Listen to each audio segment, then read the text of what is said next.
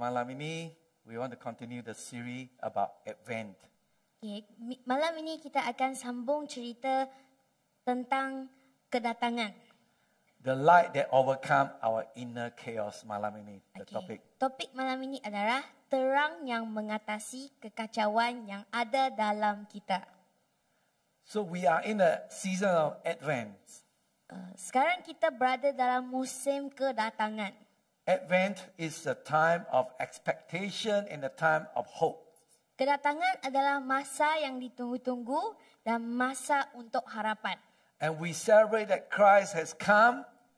We also celebrate that Christ is coming and we are look for him every day. Kita meraihkan bahawa Kristus telah datang.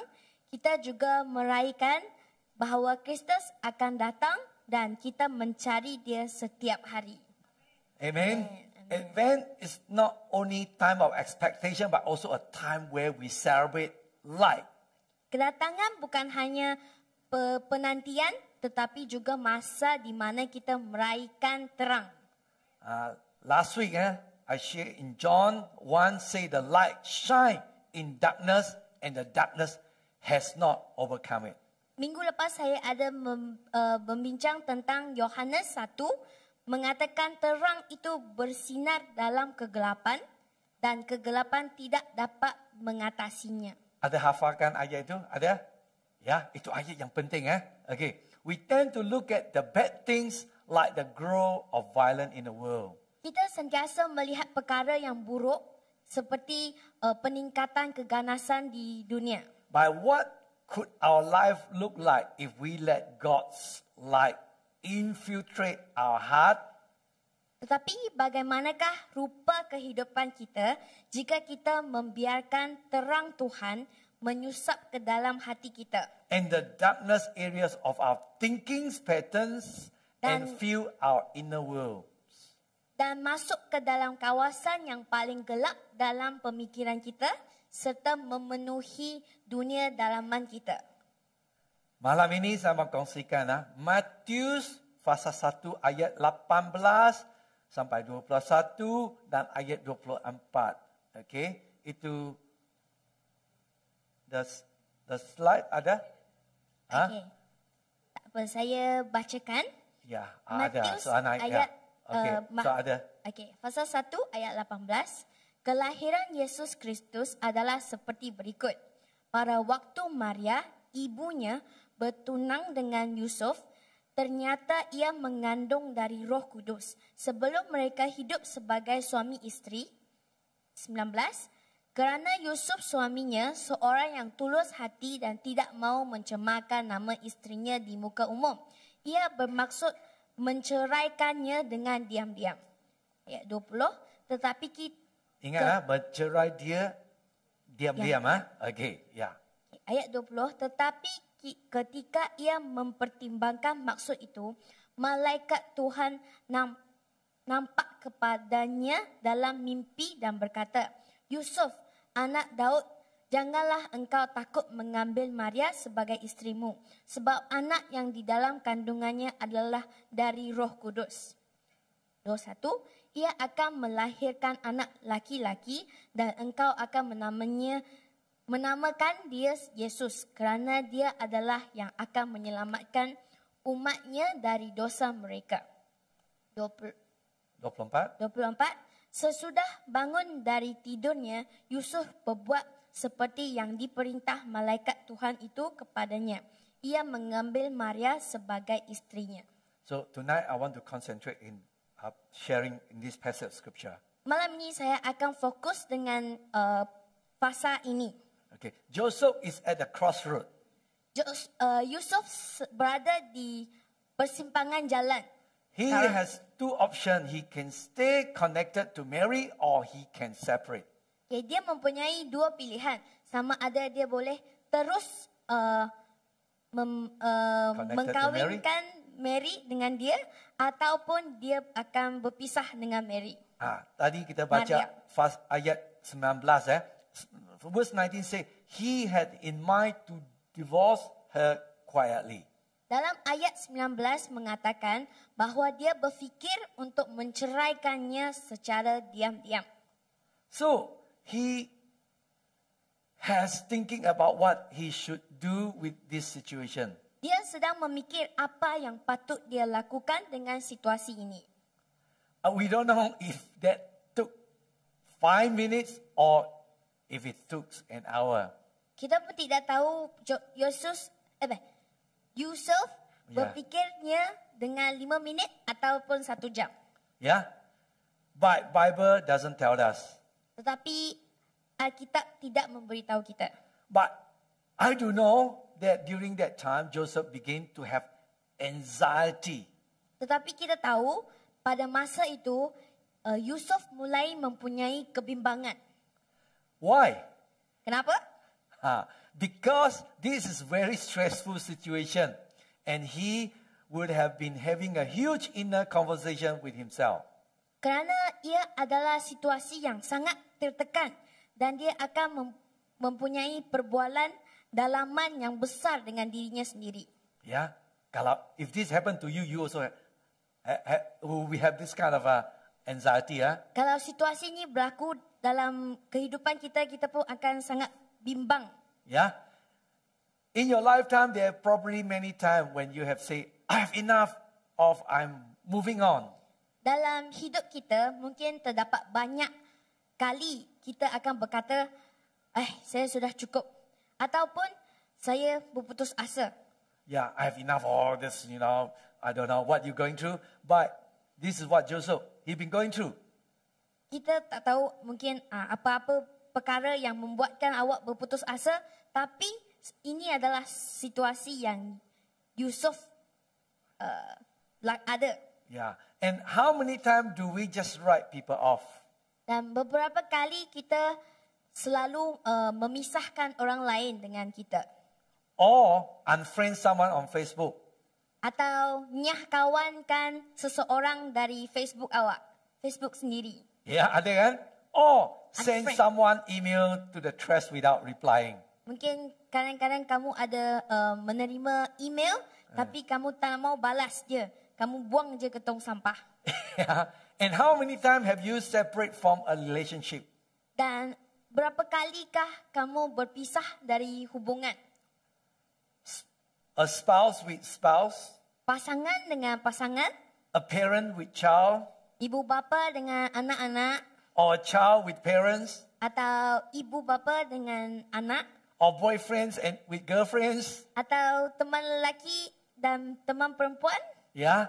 Our churches cut off from churches? Gereja terputus dari gereja? Or cut off from parents because they married someone they didn't like? Or cut off? Anak yang dipisahkan dari ibu bapa disebabkan kerana mereka berkahwin dengan seseorang yang ibu bapanya tidak suka.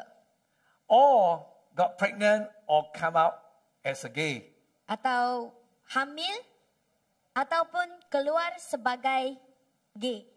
Tahu gay kan? Tahu gay? Ah. Bukan tahu gay ya. Bukan tahu gay. Tahu, okay. Tahu gay. There's a lot of cutting off all over the place. Ia terdapat banyak pemotongan di mana jua. It is not uncommon at all. Ini sudah tidak biasa. But it has become the norm. Ini sudah menjadi biasa. Maybe everyone tired. They have too much going on in their life to stay connected. Mungkin setengah orang telah penat. Mereka mempunyai terlalu banyak hal-hal yang berlaku dalam kehidupan mereka. It is so much easier to cut you off and move on. Ini adalah sangat mudah untuk memutuskan hubungan kamu dan tinggalkannya. Ya, tadi kita Buang baca Alkitab itu Joseph. Joseph is in this place. Joseph berada di situasi ini. He betrothed to Mary. Dia bertunang dengan Maria, The gift has been exchanged. tetapi hadiah telah ditukar. The wedding date is set. Tarikh perkahwinan telah ditetapkan. Everything is going forward and then this bomb drops. Semua sudah siap dan kemudian bom ini jatuh. Yeah. Mary and Joseph would not have spent very much time together. Maria dengan Yusuf tidak bersama dengan masa yang panjang. They haven't had sex, Mereka tidak ada hubungan seks, let alone kiss one another, and here she is pregnant. apalagi berciuman Ya. antara satu sama lain. Tetapi di sini Maria hamil. Joseph suspect that Mary has cheated on him. Joseph berfikir bahawa Maria telah menipu dia. Yeah. We can't judge him because we would think exactly the same. Kita tidak dapat menilai dia kerana kita juga berfikir sama seperti Yusuf. He know he would have to break their engagement, but decided to do it quietly. Dia tahu dia perlu memutuskan pertunangannya dengan Maria, tetapi dia memutuskannya secara diam-diam. Tadi kita ada bacakan ayat kan? If you were Joseph and had the same information, would you stay with her or would you separate? Kalau kamu ada situasi seperti Yosef, adakah kamu akan tinggal bersama Maria ataupun kamu berpisah dengannya? Okay. When Adam and Eve were in the garden, they make an unwise choice. What did they choose to do? Apabila Adam dan Hawa berada di taman itu dan mereka membuat pilihan yang tidak bijak. They separated instantly from God. Mereka berpisah serta-merta daripada Tuhan. They hide from Him, and then they began to separate from each other by blaming and pointing finger. Mereka bersembunyi daripada Tuhan dan kemudian mereka bermula berpisah antara satu sama lain. Lepas tu dia menyalahkan antara satu sama lain, menunjuk jari. Ya, kalau you ada baca Alkitab, sebab Eve lah, sebab Hawa lah, sebab Adam lah, sebab itu ular lah, ya. Nah, this is what we have learned to do. Ini adalah apa yang telah kita pelajari. And when we separate like that, the shame just continue to rotate and infest everything we do. Bila kita berpisah seperti itu, perasaan malu akan terus berlaku di kehidupan kita, di setiap perkara yang kita lakukan. There's a chaos in our thinking. Kita berfikir, dia ada The chaos. kekacauan dalam pemikiran kita. Yeah. We think that if we separate from the trouble, then we will have peace. Kita berfikir bahawa apabila kita berpisah dengan masalah kita, kita akan dapat ketenangan. We will have safety and I won't get hurt. Kita akan rasa keselamatan dan tidak akan terluka. Ya, jadi nampak zaman kita itu ada hubungan suami isteri, ada sedikit masalah, separate. Dia ingat bila separate, they think they will have peace. Apabila suami isteri menghadapi masalah, mereka akan bercuba untuk bercerai. Apabila mereka berfikir mereka bercerai, masalah itu selesai. Yeah, you cannot hurt me if I separate from you. Kamu tidak dapat melukai saya jika saya berpisah dengan kamu. It's no coincidence that Matthew start this gospel with genealogy. Ini bukan kebetulan bahawa Matius memulakan Injilnya dengan salah silah. Genealogy, Salah silah. Salah sila. Okay. He wants to point out a few things. Dia ingin menunjuk beberapa perkara. Family is a mess. Keluarga adalah kucak-kacir. Everyone's family is a mess. Semua keluarga orang adalah huru-hara. I know yours isn't. Saya tahu keluarga kamu tidak. The genealogy here in the Gospel of Matthew show us that God is faithful. Salah silah di sini dalam Injil Matius menunjukkan kepada kita bahawa Tuhan adalah setia. He doesn't cut this family lines off because there is a difficulty. Dia tidak memutuskan hubungan keluarga ini disebabkan terdapat kesukaran di sini. Kalau you ada baca buku Janjian Lama kan, semua keluarga, keturunan semua ada masalah kan? Tapi Tuhan tidak ada. Ya, He didn't cut off. Tuhan tidak memotongnya. Yeah. So He doesn't cut the family line off because everyone's not perfect.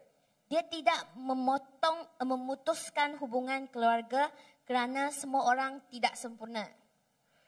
He's not interested in performance. Dia tidak berminat dengan prestasi. He stay connected to us no matter what. Dia tetap berhubung dengan kita walau dalam apapun keadaan. And He shine His light on the inner chaos in us. Dan dia memberi terangnya pada kekacauan dalam diri kita. Tadi kita baca kitab, in Joseph's case an angel appear. Dalam cerita Yusuf, seorang malaikat muncul. And the angel spoke into Joseph's situation, bringing direction and clarity. Dan malaikat itu berbicara tentang situasi Yusuf dan memberi arahan dan penjelasan. Puji Tuhan Amin. Ya. God know all your inner chaos. Tuhan mentahu akan kekacauan dalaman kita. Amen. We are going to look at the gospel, and I'm not just talking about Matthew, Mark, Luke, John, and yeah. Okay. Kita akan melihat Injil dan saya di sini bukan hanya berbincang tentang Matius Atau Mark, atau Lukas atau Yohanes. The word gospel, before Christians start using it, was a word used by the Roman Empire. Okay. Perkataan Injil ini sebelum orang Kristian mulai menggunakannya adalah perkataan yang digunakan oleh kerajaan Rom. Amin. Jadi kita mesti faham. Itu Injil apa dari mana? Caesar Augustus had a gospel, a propaganda message of good news.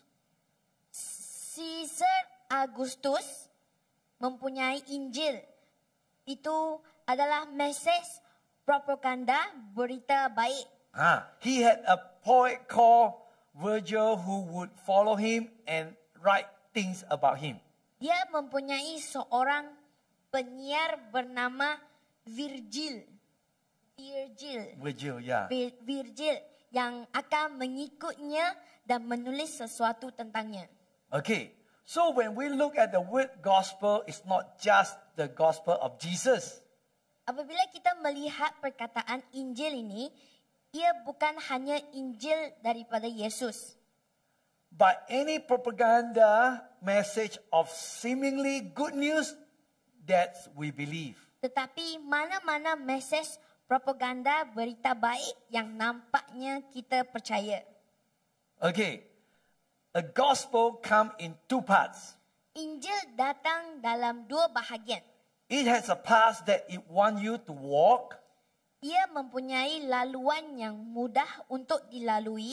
If you walk that path properly, it give you a promise. Dan jika kita berjalan dengan betul, ia memberi kamu janji. It dangle the promise in front of you. Dia menggantung janji di hadapan kamu. Walk this path, you get this promise. Kalau berjalan di jalan ini, kamu akan dapat janji ini. Have a think about the gospel that you believe in your life. Fikirkan tentang Injil yang anda percaya dalam hidup anda. Kita mesti mau. We need to ask this question. Kita perlu menyoalkan soalan ini. What path are they leading you and what promise are they offering? Jalan apa yang mereka bawa kepada kamu dan janji apa yang mereka tawarkan? Most gospel have the same promise. Kebanyakan Injil mempunyai janji yang sama. Generally, it is some version of peace, freedom and love. Secara umumnya dia ada beberapa pandangan tentang some version of peace, freedom and love. Dia adalah satu ramalan tentang keamanan, Yeah. kebebasan dan kasih. Amen. Even though we might be Christian believing the gospel of Jesus, it is very likely that we chase too many other gospel as well. Here. Walau kita Walaupun ya, walaupun kita orang Kristian Ya. yang percaya kepada Injil Yesus, yeah, tapi kemungkinan besarnya kita mengejar terlalu banyak Injil lain juga. yeah, yeah. Sekarang itu the social media, everything is so easy to access. So they got lots of gospel, but we need to be careful. Kerana sekarang ada banyak media sosial yang mempengaruhi kita, ada banyak Injil-Injil dunia ini yang kita percayai membuat kita kacau. Okay, so that's the one that I sent to you.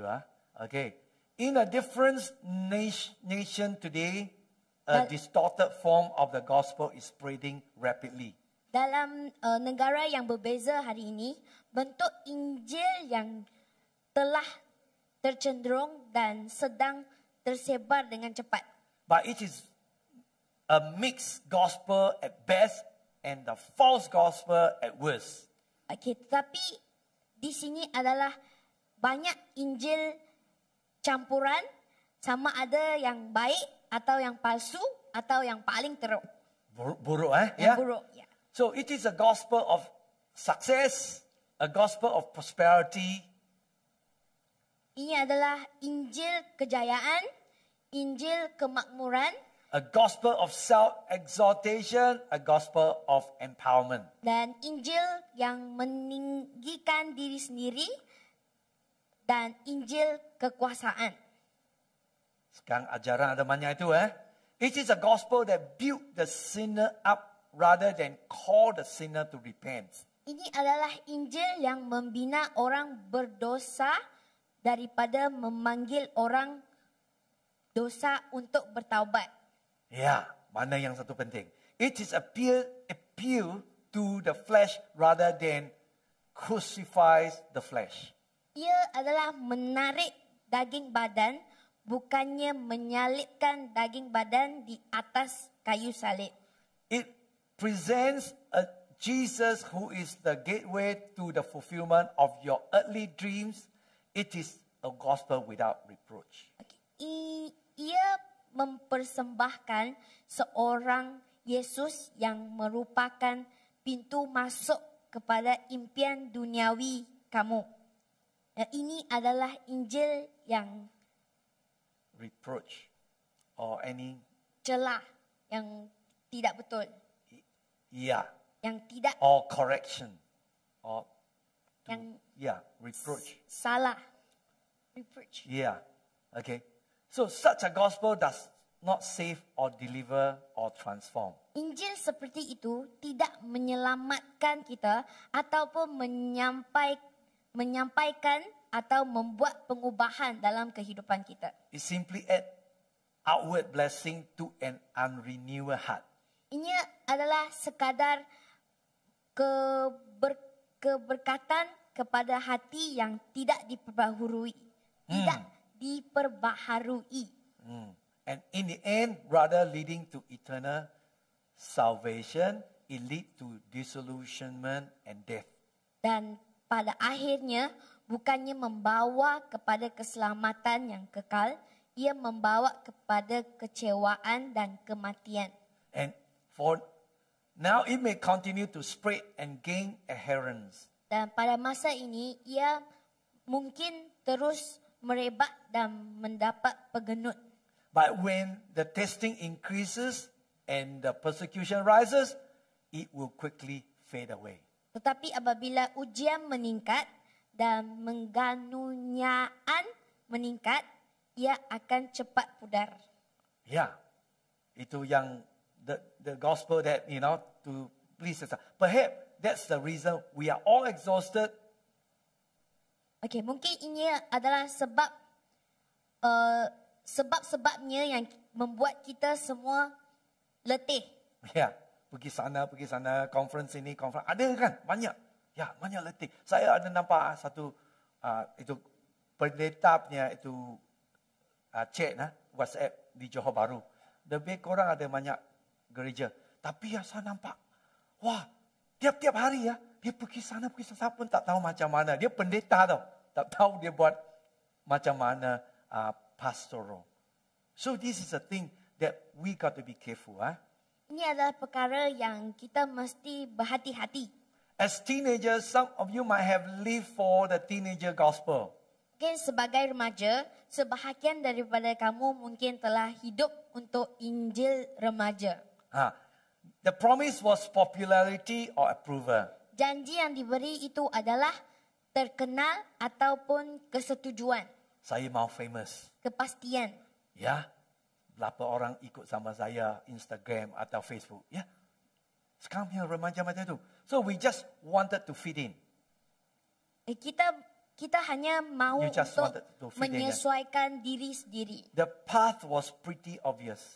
Laluan itu cukup jelas. They just have to be able to make some people laugh, to be good at sport, or be good at academy. Okay, mungkin kamu hanya perlu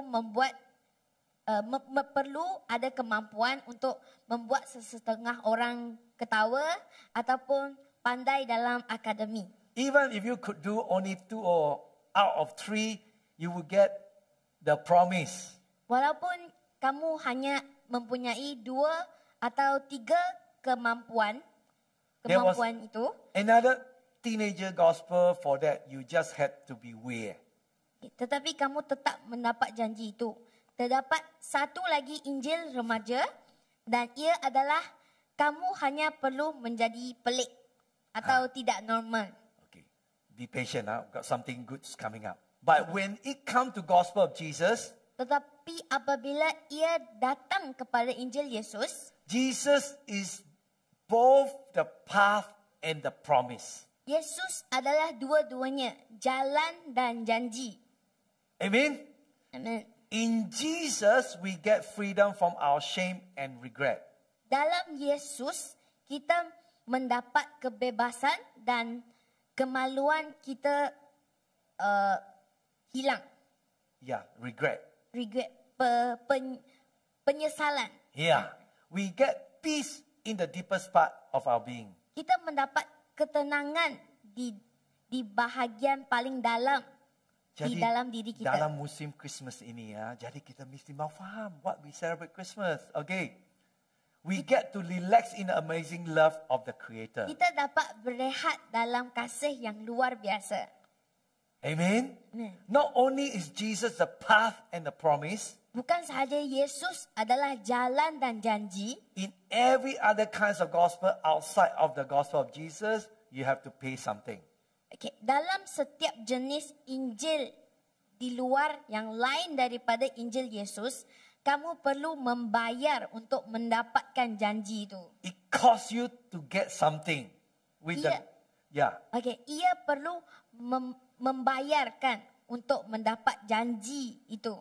But with Jesus, with the gospel of Jesus, He pays. Tetapi dengan Injil Yesus, dia yang membayar Amen. semuanya.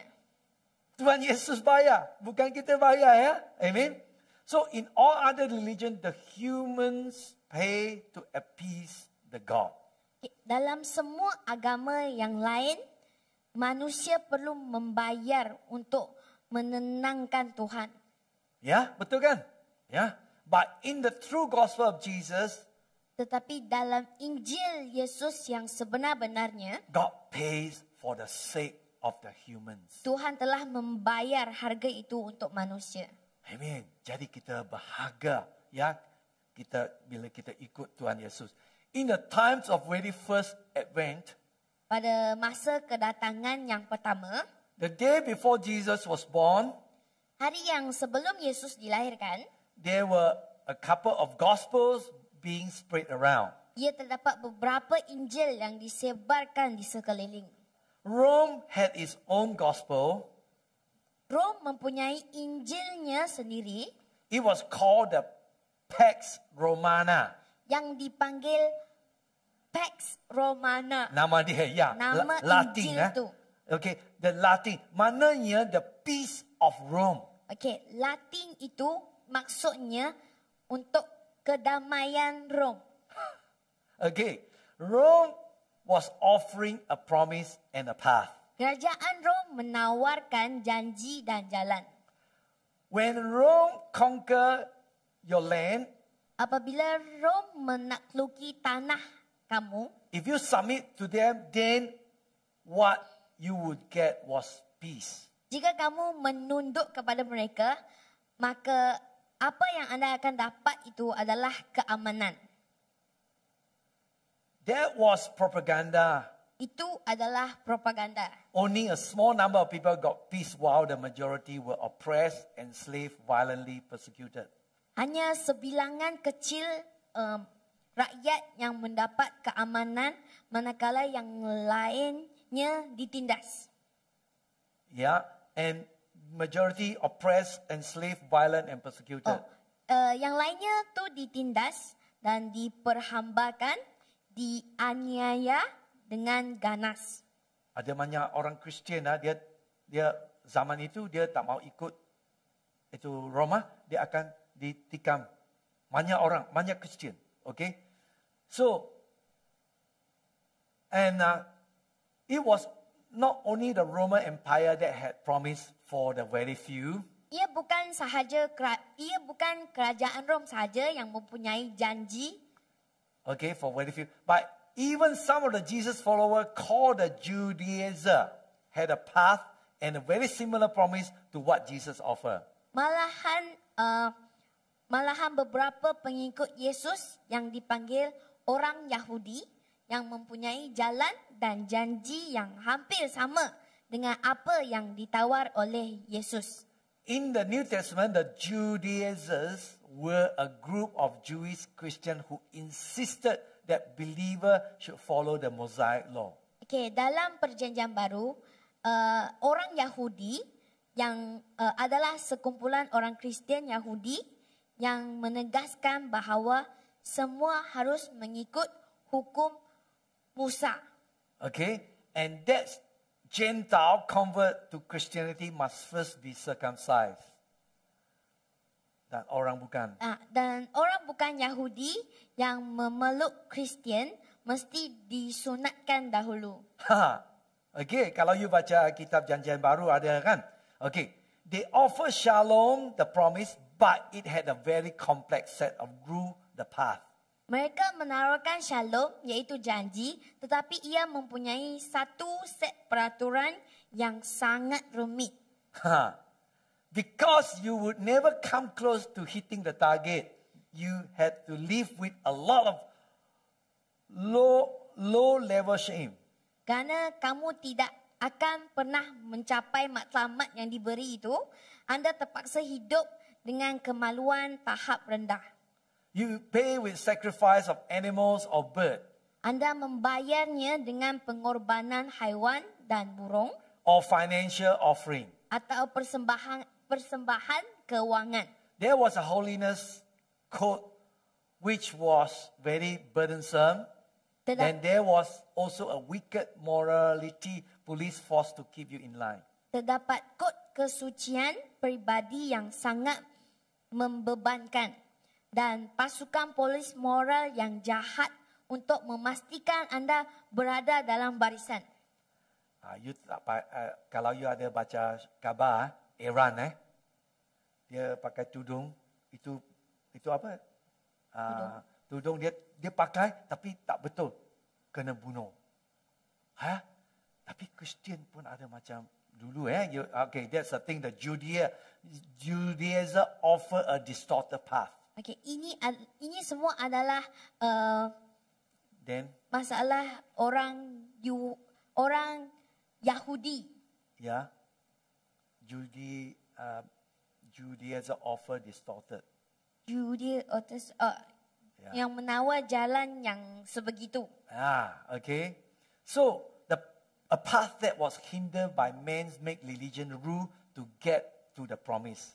Jalan yang disekat oleh peraturan agama Yeah. membuat manusia untuk mencapai janji. Yeah. When Jesus came, any person could follow him. Apabila Yesus datang, sesiapa sahaja boleh mengikutinya. His gospel wasn't exclusive. Injilnya tidak terhad. It was simple and everyone was welcome. Ia adalah sangat mudah dan semua orang dialur-alurkan. His gospel is one where God's pays and humankind's benefits. Injilnya adalah satu di mana Tuhan membayar dan manusia mendapat manfaatnya. Whatever you have done or whatever has been done to you, you are eligible. Apa sahaja yang telah kamu lakukan atau apa sahaja yang dilakukan oleh kamu, kamu layak dan patut dikasihi. And you are washed clean and the old is gone. Kamu telah dibasuh bersih dan yang lama telah pergi. In Christ, you are now a new creation. Dalam Kristus, kami semua adalah ciptaan baru. Amen. Amen. Puji Tuhan. Amen. So, this is very important that, there's a book called Paul Amongst the People. Ada satu buku yang bernama Paulus di antara orang ramai. By this woman called Sarah Ruden. Penulis ini namanya adalah Sarah Ruden. Okay, so Sarah Ruden didn't like Paul teaching. Sarah Ruden tidak suka dengan pengajaran Musa. Because she was a feminist.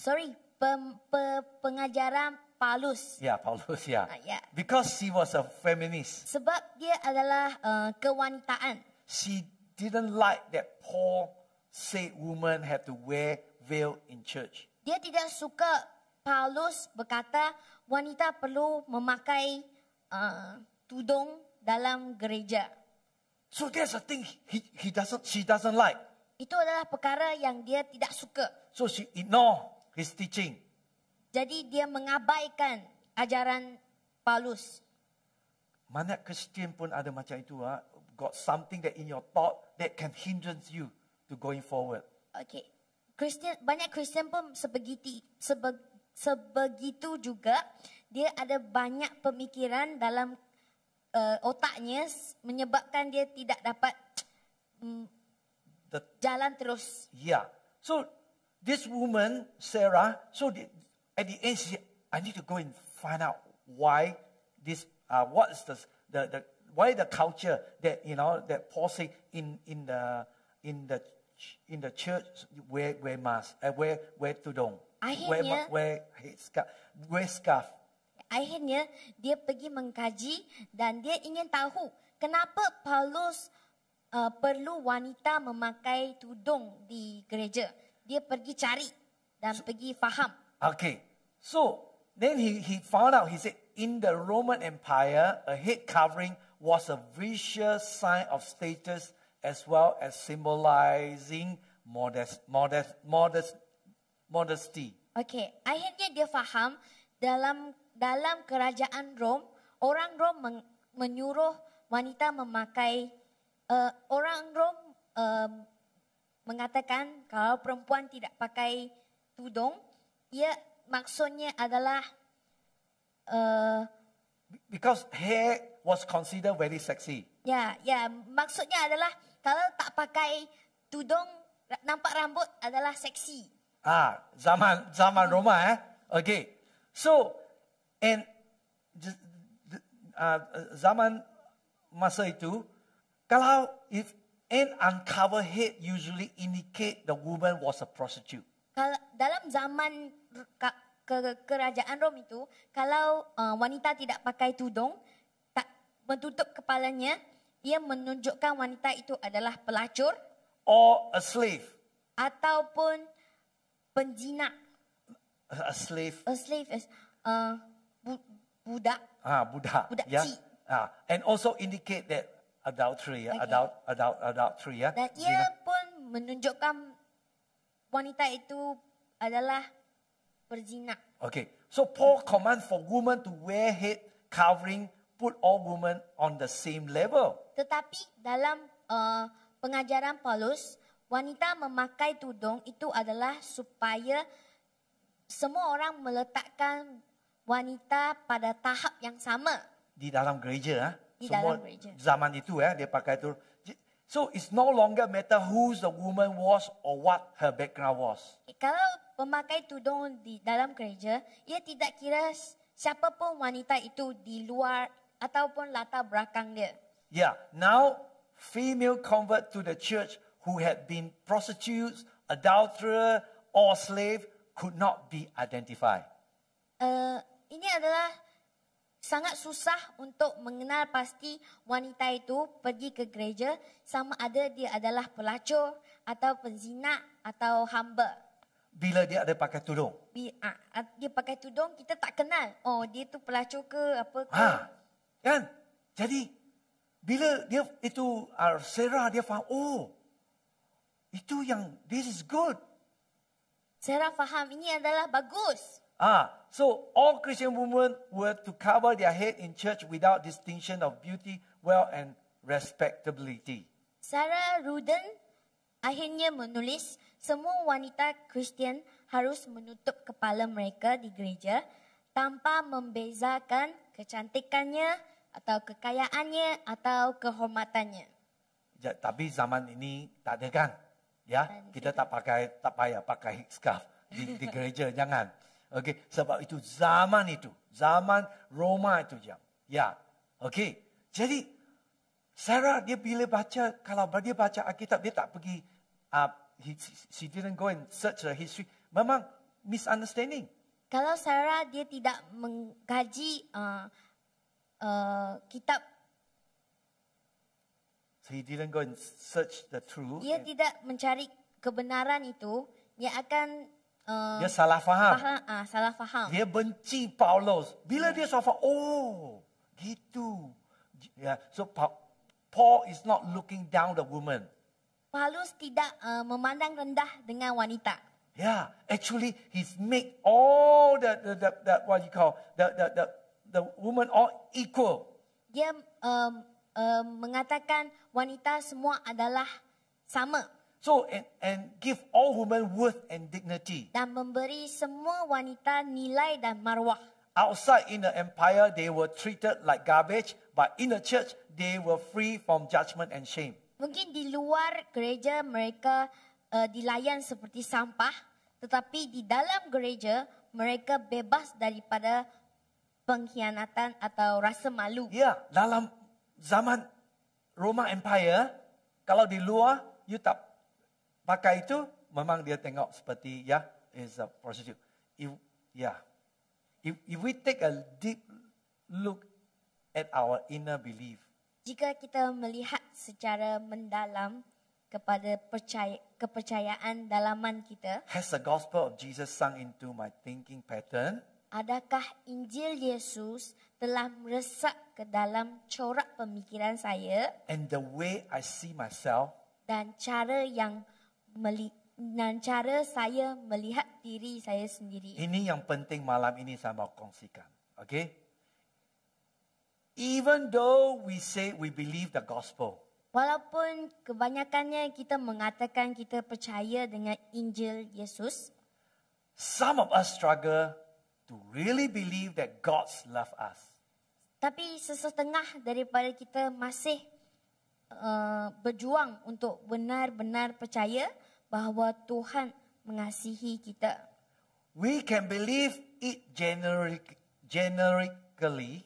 Kita boleh mempercayainya secara umum. We know that Jesus loved all the people of the world. Kita tahu Yesus mengasihi seluruh manusia di dunia ini. But some of us find it difficult to believe God loves me. Tetapi kebanyakan orang masih juga sukar untuk mempercayai Tuhan mengasihi saya. Kenapa? From our upbringing, we can pick up the ideas of things in my life are not that bad.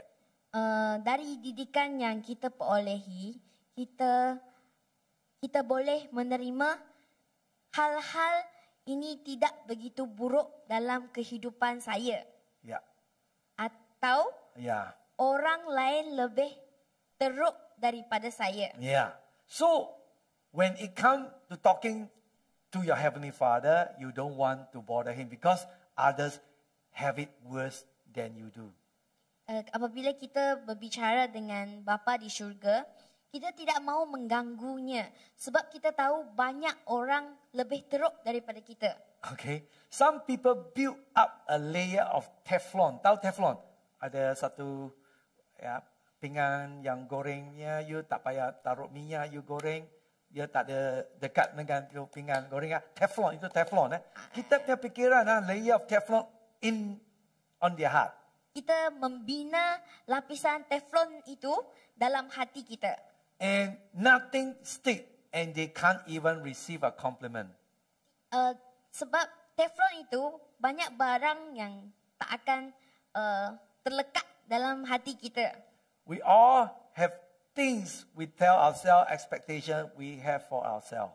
Kita semua mempunyai perkara yang kita katakan pada diri kita sendiri. Yeah, the inner critic is the story we tell ourselves. We don't live up our own expectation.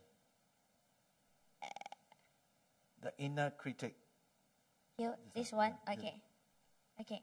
Pengencaman dalaman ialah kisah yang kita ceritakan kepada diri kita sendiri apabila jangkaan kita tidak dipenuhi. Yeah, message like, you should know better by now. Perkataan seperti kamu sepatutnya tahu lebih jelas sekarang. I can't believe you did it that way. Lepas bagi tahu diri sendiri, saya tidak percaya saya melakukan perkara seperti itu. You are so stupid. Kamu ni sangat bodoh. The path, that kind of message we tell ourselves lead to nowhere. Laluan untuk mesej yang kita katakan kepada diri kita sendiri tidak menuju ke mana-mana. Ya, kalau you ada pikiran macam itu, kena diputuskan. But the gospel of Jesus lead you somewhere. Tetapi Injil Yesus membawa kamu ke suatu tempat. It lead to life and freedom and joy. Ia membawa kita kepada kehidupan dan kebebasan dan kegembiraan. Whereas your inner critic lead you into a black hole, manakala pengencaman dalaman diri kita membawa kita ke dalam lubang hitam. Malam ini ayat yang penting. Kalau boleh, hafalkan. Okay? 1 Yohanes pasal 3 ayat 19 dengan 20. Boleh, kalau boleh kasih hafalkan ini. Sebab saya tahu setiap orang, everyone we have an inner critic ourselves. Kita tahu semua orang ada pengencaman dalaman dalam fikiran kita. Ya. Kadang-kala. Okey, boleh kalau boleh kita semua orang baca sama-sama sekali boleh. Sama-sama sekali penuh iman boleh. 1, 2. Demikianlah Kita ketahui bahawa kita berasal dari kebenaran. Demikian pula kita boleh menerangkan hati kita di hadapan Allah. Sebab jika kita dituduh olehnya, Allah adalah lebih besar daripada siapa? Hati kita. Serta mengetahui segala sesuatu. Amin. Itu yang kabar yang Injil yang kabar baik. Penuh sekali. Jadi kalau kita boleh hafalkan ayat ini. Amin. So in our heart condemn us. Jika hati kita menghukum diri kita sendiri. The inner critic. John said that God is greater than our heart. Yohanes berkata bahawa Tuhan lebih besar daripada hati kita. Amen. Why does the story we tell yourself have more power over us than what God said about us? Mengapa cerita yang kita ceritakan kepada diri kita sendiri lebih berkuasa daripada apa yang Tuhan katakan tentang kita? This is the better for our mind. Ini adalah percaya kita. To believe the gospel of Jesus Christ more than we believe ourselves. Untuk mempercayai Injil Yesus Kristus lebih besar daripada apa yang kita percaya diri kita sendiri. Malam ini saya ada beberapa ayat di Alkitab. Kalau boleh kasih tuliskan, hafalkan ini. Okay. When the inner critic say you are no good, Apabila pengencaman dalaman kita berkata, kamu tidak baik, but God say you are fearfully and wonderfully made. tetapi Tuhan berkata,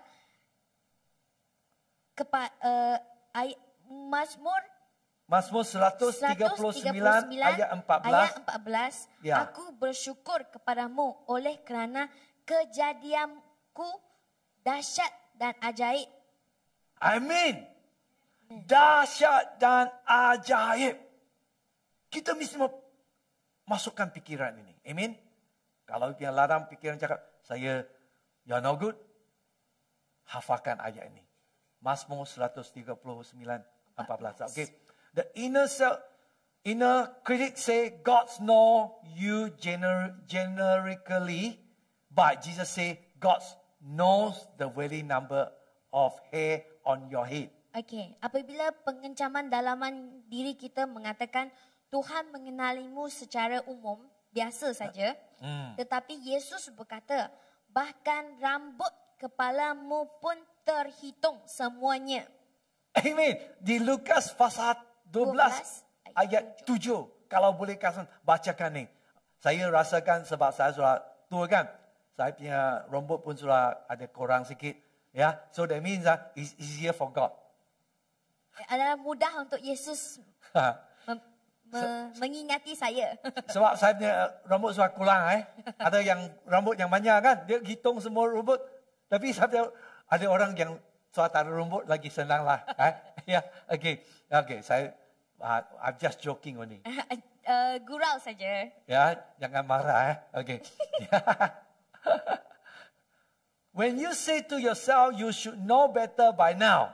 Apabila kita berkata kepada diri kita sendiri, anda harus tahu lebih banyak daripada sekarang. But God say there is no condemnation to those in Christ Jesus. Tapi Tuhan berkata, demikianlah sekarang tidak ada penghukuman bagi mereka yang ada di dalam Kristus Yesus. Roma pasal 8 Ayat 1. ayat 1. Ya, ini firman Tuhan. Okay, kita mesti mau ingat.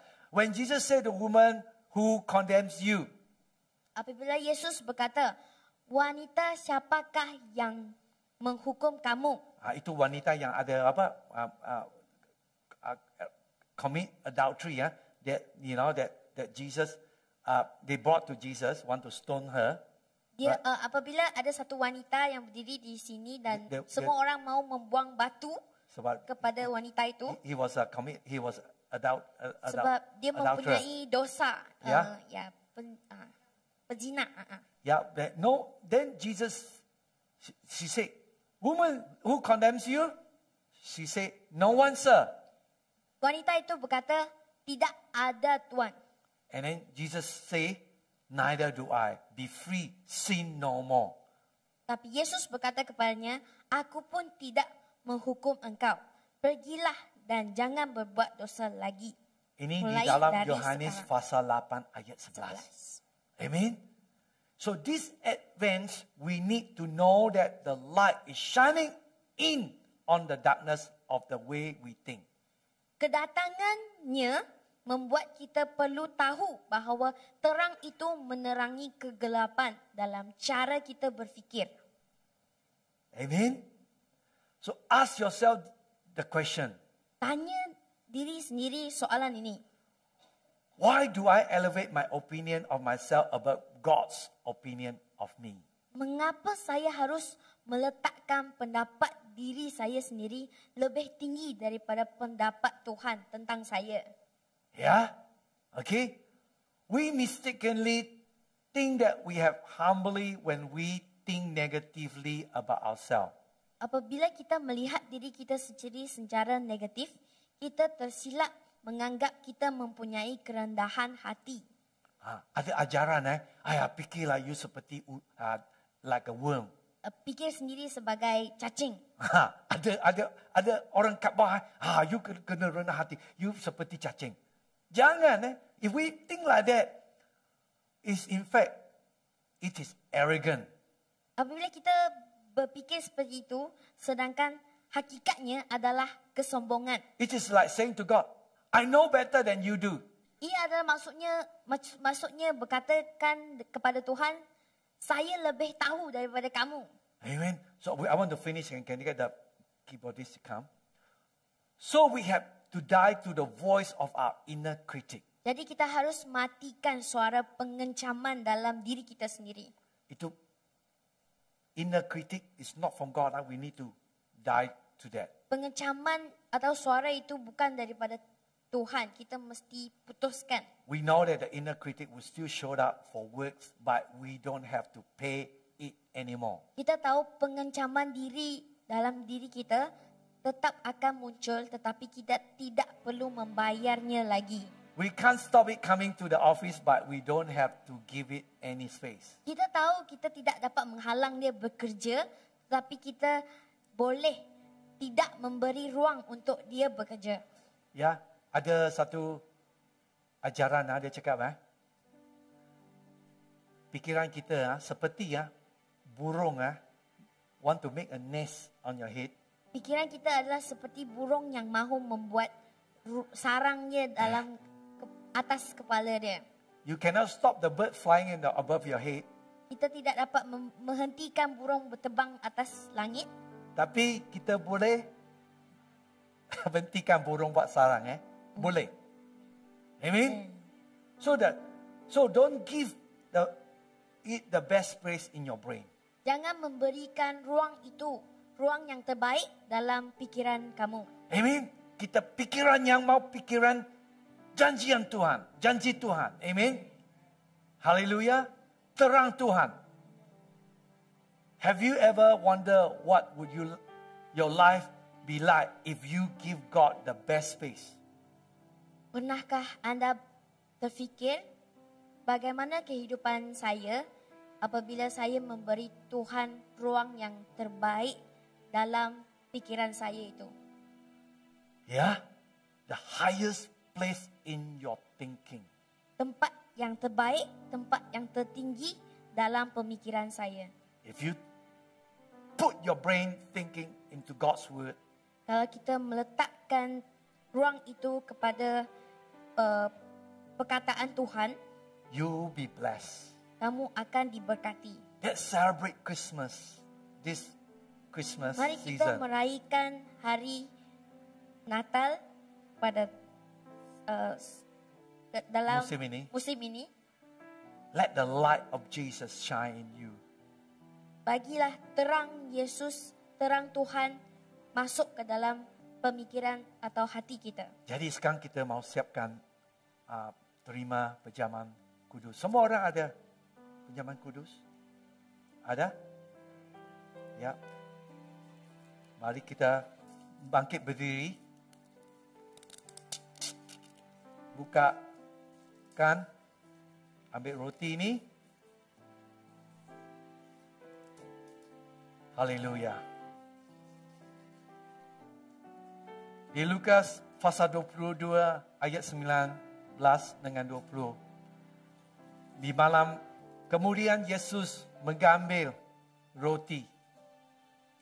Setelah dia mengucap syukur kepada Allah, dia membahagi roti itu lalu memberikannya kepada mereka sambil berkata, inilah tubuhku yang diberikan untuk kamu. Berbuatlah demikian untuk pengenang aku. Nah, habis makannya, Tuhan Yesus dia angkatkan cawannya dalam ada anggur Roh Kudus. Dia cakap, itu yang seperti darah saya to spill at the cross for you. Yang telah disalib di kayu salib. Amen. Mari kita angkat. Di hadapan kita ada roti dan anggur. Lambang tubuh dan darah Kristus. Melalui penjamuan kudus ini, Tuhan ingin kita mengingat bahawa Ia begitu mengasihi kita dan rela memberikan anaknya yang tunggal untuk menebus dosa kita. Biarlah malam ini kita menerungkan kebaikan Tuhan. Demi dalam nama Yesus saya doa, terima pejama kudus ini. Mari kita sama-sama makan dan minum sama-sama sekali.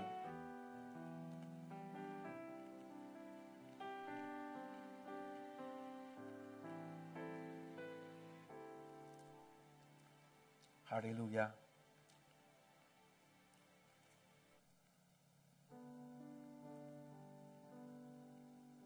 Thank you, Father, for your incredible love and light.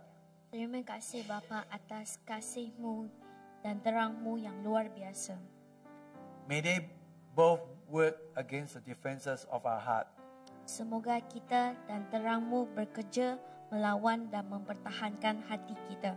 I pray your voice be clearer and louder than the story we tell ourselves. Saya doa agar suara-Mu lebih jelas dan lebih kuat daripada cerita yang saya katakan kepada diri saya sendiri. Help us to exchange the lie we tell ourselves for your truth.